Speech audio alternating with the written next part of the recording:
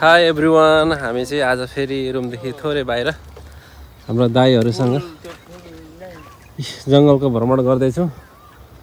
Durian भन्ने फल चाहिँ पुरै फुल्न थालिसकेपछि देखिँदैन रहेछ यहाँ क्यामेरामा। यता कटहरको बोट छ, कटहर छैन है फलेको अहिले। हामी चाहिँ यता पारतिर हावा खान निस्केका छौँ। रुममा कति बस्ने भनेर फेरि हामी चाहिँ थोरै यसो पार्क जङ्गलतिर चाहिँ घुमघाम गर्दैछौँ है साथीहरू। यो चाहिँ हाम्रो नेपालको जस्तै छ है जङ्गल चाहिँ हेर्नु। यो चाहिँ कटुसको रुख जस्तै छ। अलि यो माथितिर च्याउ खोज्न जानुपर्छ, तिते निङ्ग्रा खोज्न जानुपर्छ, घाँस काट्न जानुपर्छ। त्यस्तो ठाउँ रहेको छ यता चाहिँ।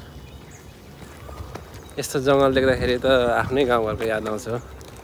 पहिला पहिला गाउँघरमा काम गरेको होइन, जति जे भने पनि आफ्नै ठाउँको याद आउँछ, आफ्नै ठाउँको माया लाग्छ जुन ठाउँमा पुग्यो भने। ल साथीहरू, हामी चाहिँ एक राउन्ड लाएर जङ्गलको माथि माथि घुमेर आउँछौँ है साथीहरू।